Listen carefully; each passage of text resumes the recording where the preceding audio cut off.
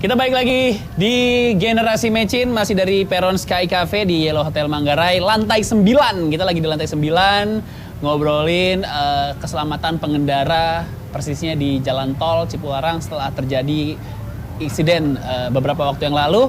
Dan kalau pertanyaannya, kenapa transportasi tapi pakai baju Liverpool? Karena memang saya juga pengen ngasih tahu untuk pemirsa penggemar sepak bola, khususnya English Premier League, tonton pertandingannya bisa di JAK TV. Yes, info lengkapnya ada di Instagram @JAKTVOfficial. Sebelum kita lanjut lagi, ini kita juga udah ada makanan-makanan dari Peron Sky Cafe. Waduh, kenyang Pak. Ini apa aja nih Bang? Ini ada kushiyaki. Kushiyaki, kayaknya makanan Jepang nih. Makanan Jepang. Waduh, lengkap ya, kushiyaki. Ini kayaknya fusion nih, ini ada Jepang, ini kayaknya western nih. Ya. Sandwich ya. Tadi satu udah yang spesial saya keluarkan. Sekarang saya Waduh. keluarkan dua Yang spesial. Ini apa dari nih? Peron. Ini ada triple hit, Triple hit dan vanilla ice cream, oke. Dan ini ada tuna sandwichnya. Tuna sandwich, oke. Pokoknya kita kenyang Bang. Kita Jadi nggak fokus. ngobrol-ngobrol sambil kenyang. Ya, diskusi ini lebih menarik. Boleh. Atau kita udahan aja, kita makan aja. Diskusi menu lebih menarik. Menarik ya. Ini update dari kejadian di Cipularang dari pihak kepolisian nih, Bang Bintarto, sudah menetapkan 2 tersangka dari sopir truk. Nah ini kan sebenarnya tanggung jawab pihak perusahaan dan rekrutmen ya. Nah sebenarnya proses perusahaan pengiriman entah itu pasir, batu atau ya material lah, untuk seperti itu proses rekrutmennya seperti apa sih Bang? Kalau kita bicara mengenai rekrutmen, sebenarnya ada standar rekrutmen yang harus dilaksanakan oleh perusahaan-perusahaan ya. Mereka harus melalui satu profiling dulu. Jadi ada semacam psikotes. Oke. Jadi bagi calon aplikan ini ya yang mau daftar sebagai driver di suatu perusahaan gitu.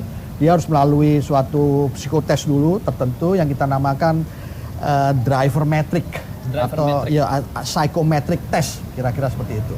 Di situ kita dapatkan kira-kira hasil karakter orang tersebut seperti apa. Oke. Ya. Ini ada standar internasional atau memang harus? Ini kita masih mengabsorb suatu standar yang kebetulan diterapkan di UK di Inggris, England ya, di Inggris. Ini tadi Premier League-nya juga Inggris juga. Liga Inggris. Ini standar rekrutmennya juga kebetulan Inggris juga. Sama kayak Inggris ya. Oke. Dari Drive Tech. Jadi mereka melakukan psychometric test dan kita sebagai owner yang mau meng-hire ya, drivernya tahu sifat-sifat calon pegawainya seperti apa. Okay. Apakah dia mampu bekerja dalam tekanan misalnya, kemampuan dia long term physical ingatannya seperti apa. Okay. Itu kita ada. Dan dari situ kita baru bisa menentukan ini layak nggak sebagai driver. Kalau dia jadi ada standarisasi profesi sebenarnya. Ada standarisasi profesi.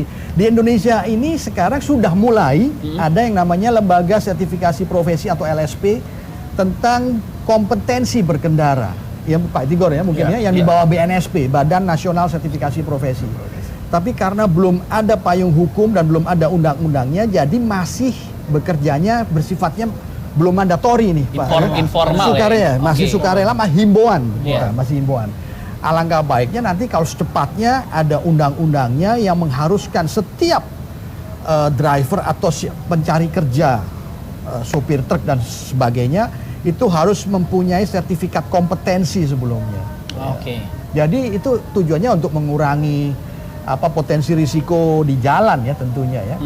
Kalau kembali lagi dari semua insiden yang terjadi, itu muaranya yang saya bilang tadi ya di perilaku berkendara yang udah kita sepakat semua ya kayaknya bahwa perilaku berkendara ini yang harus kita set up, kita bentuk menjadi suatu budaya keselamatan yang positif untuk Indonesia ini.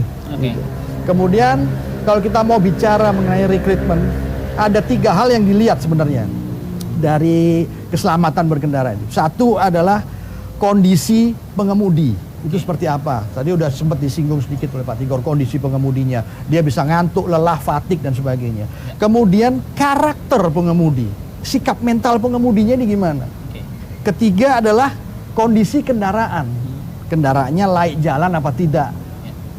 Dilakukan pre-trip inspection nggak sebelum jalankan. Pre-trip inspection adalah pengecekan kendaraan sesaat sebelum kendaraan tersebut dikendarai. Untuk mengetahui apa? Untuk mengetahui apabila ada hal-hal yang tidak sesuai daripada kondisi kendaraan tersebut. Karena fail atau kegagalan fungsi rem sebagai contoh, ya, rem blong, itu tidak terjadi saat itu juga.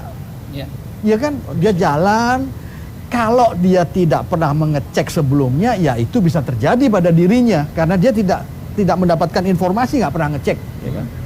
Kegagalan fungsi rem terjadi karena sesuatu kerusakan atau perubahan pada sistem kendaraan tersebut yang bisa saja terjadi terakumulatif. Ya. Dia tidak pernah ganti minyak rem, ya, dari 40.000 kilo atau 2 tahun atau 3 tahun, mana yang tercapai dahulu. Itu dapat menyebabkan fungsi kerja atau sifat minyak rem tersebut berubah. Yang tadinya dia bisa mengabsorb panas sampai 250 derajat Celcius sebagai contoh, karena tidak pernah diganti, teroksidasi oleh udara dan kotoran-kotoran yang masuk, fungsi kerjanya bisa turun sampai 150 derajat Celcius sebagai contoh. Kalau 150 derajat Celcius tidak mampu dia dilakukan pengereman, ya akhirnya orang banyak tahu, oh rem gua kok bagel ya, rem gua udah rem tapi tidak mengalami perlambatan yang signifikan. Yaitu karena bisa saja karena fungsi kerja dari minyak remnya yang sudah berubah sifat. Kalau umur kendaraan sebenarnya ada batasannya sih untuk truk atau bus? Karena sering terjadi juga nih kalau saya analisa, bus juga banyak yang mogok tuh. Kalau kita lihat di Cipularang tuh banyak pengendaranya pada jejer di pinggir tol, sementara sopir sama keneknya lagi benerin bus. Jadi pada nunggu di samping bus. Ya, kalau umur kendaraan secara ini ada dua sudut, kita ngelihatnya dari segi ekonomi atau dari segi kelayakan berkendara. Kalau dari segi ekonomi biasanya kendaraan atau semua kendaraan itu terdepresiasi setelah 5 tahun. Iya, biasanya dari ekonomi. Tapi bisa saja kendaraan tersebut umurnya sampai 15, 20 tahun atau 3, tergantung daripada perawatannya juga. Kembali lagi situ ya. Jadi kita tidak bisa melihat kelayakan kendaraan ini hanya dari satu sudut saja menurut saya. Nah, saya mau nanya dari sisi kecepatan juga untuk Bang Indra. Masih sering balapan di sirkuit ya Bang Indra ya? Sering. Nah ini sebenarnya yang kalau Bang Indra mungkin secara kendaraan Jeep Cherokee agak lebih stabil ya. Cuman yang saya sering perhatiin tipe-tipe mobil LCGC pun kadang-kadang ngelewatin batas kecepatan tuh kalau di Cipularang. Kalau dulu saya ingat di Cipularang itu ada batas kendaraan, jadi kalau kita maju terus batas kendaraannya kayak dulu masih ada tuh. Iya, di turunan. Saya sampai sekarang masih seneng kalau ada itu, suka nyari kan. Iya. Malah itu bahaya, Mas. Oh, itu bahaya. Karena kita tahu di situ, kita coba tambah kenceng, pengen kelihatan di situ. Nah, iya kan, jadi kayak tahu, atau mungkin kayak kalau di film-film tuh kalau kita ngebut tiba-tiba ada polisi yang megang batas kecepatan. Setahu saya batas kendaraan di tol tuh 80 sampai 100 km sebenarnya. Nah, sebenarnya gimana sih mungkin dari Bang Indra atau Bang Tigor juga?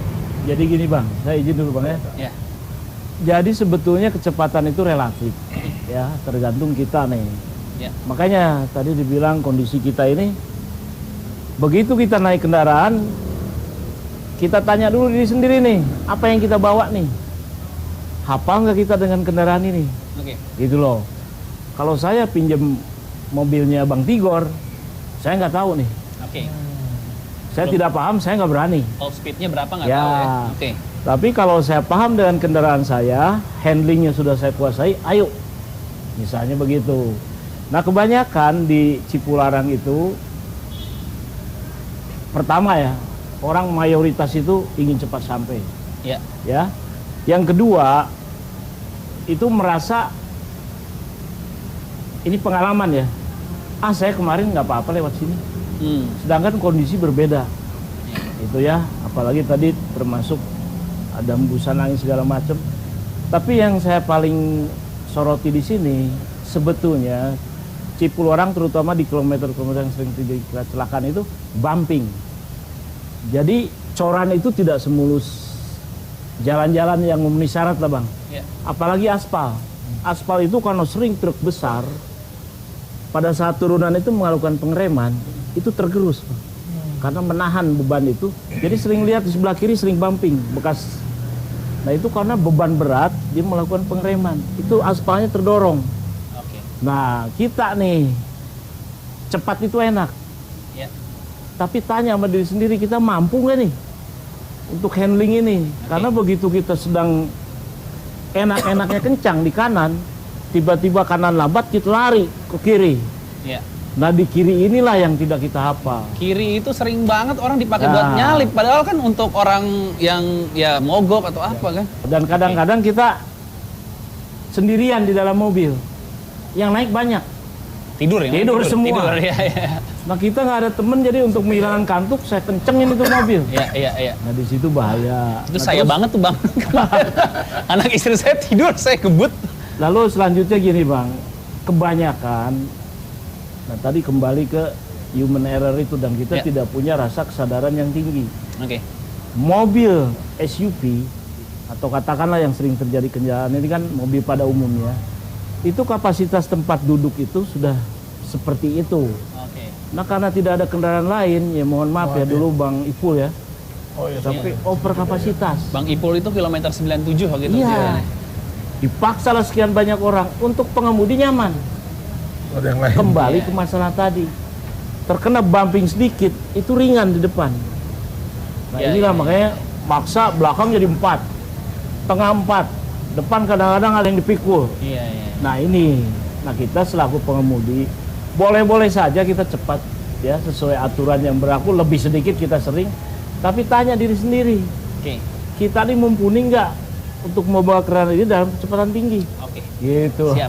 Habis ini saya mau nanya ke Bang Tigor, mungkin ada perbandingan dengan di luar ya yang sudah membuat regulasi dan standar keselamatan dari sisi infrastruktur, mungkin dari aspal. Karena kalau saya perhatiin nih Bang, di jalan tol Cipularang itu sering ada proyek dan biasanya terjadi menjelang musim mudik.